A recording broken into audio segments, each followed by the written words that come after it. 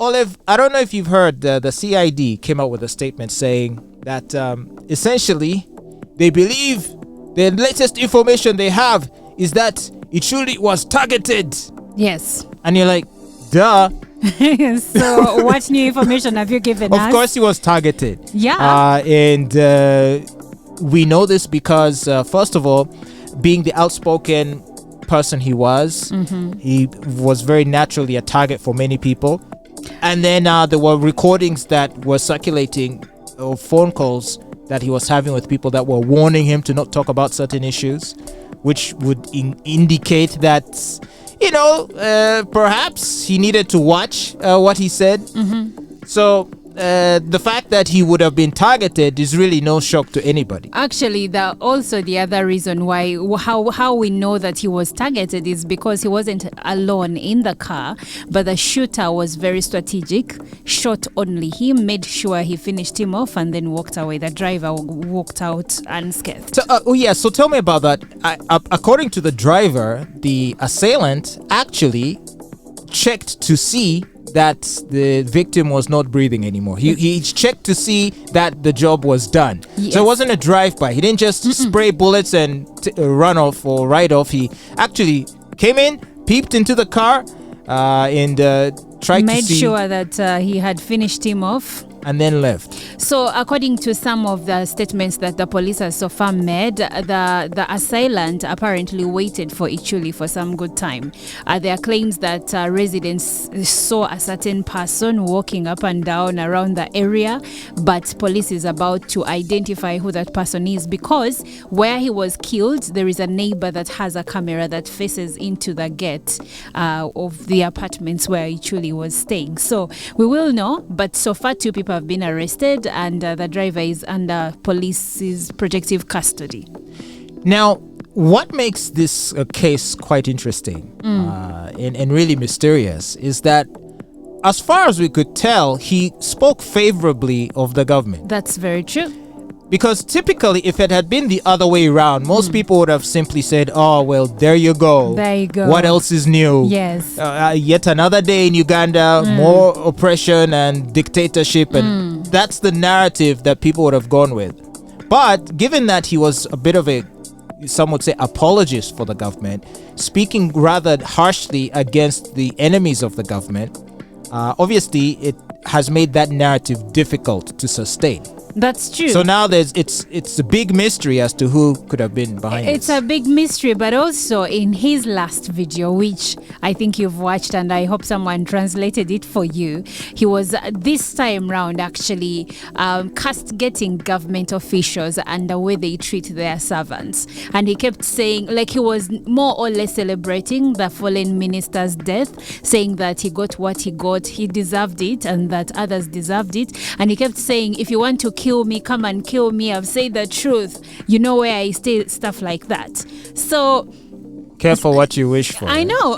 So it's like when Muhammad Chirumira, police officer, he kept saying, I know you want to kill me, come and kill me, and they sprayed him with bullets. We don't know who killed him. So moral of the story is don't push your luck. Don't push your luck, but also don't ask for people to kill you. It could have been they'll oblige. Yeah, they will oblige. And also, it could have been anyone, honestly. Let's say the minister died. He had people who loved him. He had a constituency he represented.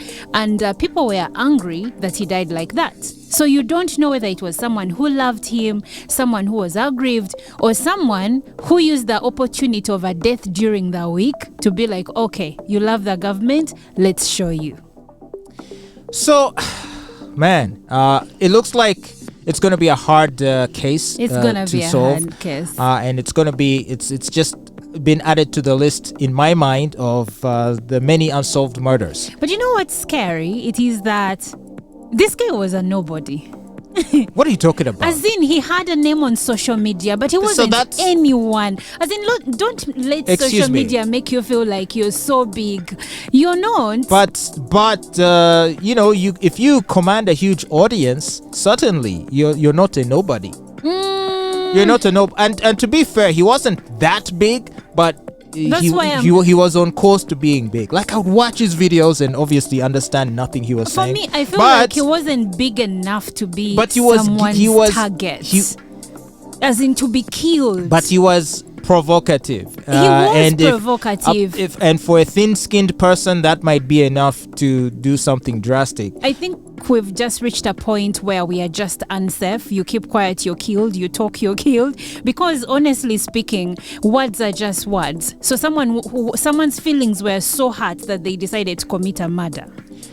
Well, this is quite interesting. Oh yeah. Now, on the issue of the late minister, I understand that his constituency, the people there, are asking for his son to be put in his place. I think in Uganda we are on a steady trajectory of making this entire nation a monarchy.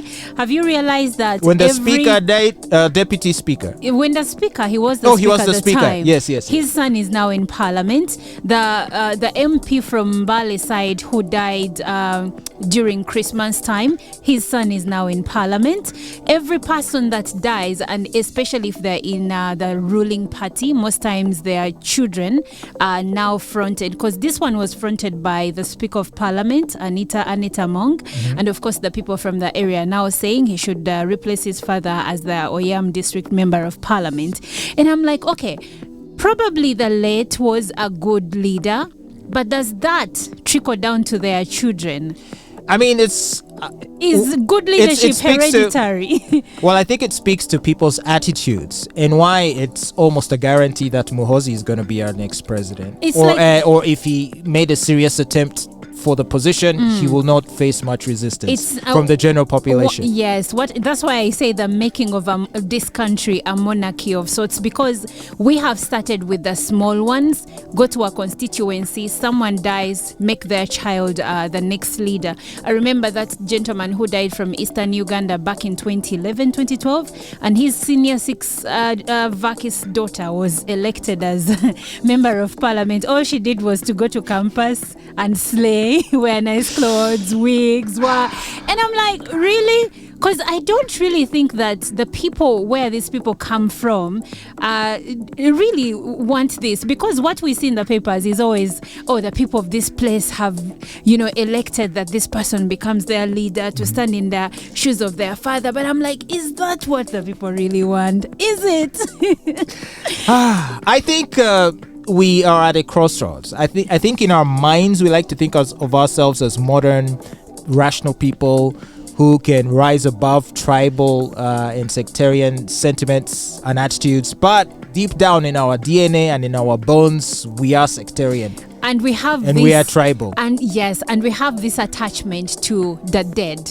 Like, you may hate someone when they're alive. Someone posted and said Iculi, when he was alive, during his birthday, the different media houses were called upon to celebrate his birthday, and no one did. But when he died, his burial was live streamed. The hypocrisy. So we have this attachment to the dead. We love and appreciate people when they're dead. There is something tragically poetic about live streaming Ichuli's, I talk about Ichuli's funeral or the funeral, yes. Has he been... he was buried. Oh yeah, he's Muslim. Yeah, he's Muslim. Okay, so there's something tragically poetic about that, in the sense that he made his name on social media. He was a product and a creature of social media. So it is only befitting that his final moments are captured and widespread on social media. No, it was even on TV. Spark TV covered it. Sanyuka TV covered it, because he's been a contributor to some of their local shows. He would be invited as a special guest to give his views on different things, especially in the entertainment industry. Okay. And then Matake said she's not going to mourn him because he had spent all his life defaming her. Had he? Really? Did you have to? Couldn't you just keep quiet? She's keeping it real. She's being honest. I can respect that. If you call it that. But I'm like, okay, he's dead. Even if you say something, you're not going to bring him back. You might as well have kept quiet. So then what should the ordinary Ugandan do in the face of all of this insecurity? Because if it's not your bodyguard that's going to shoot you, It's gonna Random be people. a random.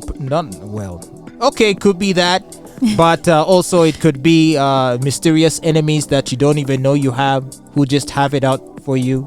Well, one would say that you avoid making commentary on issues first of all that aggrieve Ugandans, because this guy loved the current government. He was NRM 311. We are the National Resistance Movement. We are the National Resistance Movement. But then that didn't save him. And then also you, when you're of opposition and you criticize the government, that doesn't save you. So probably we just stop talking.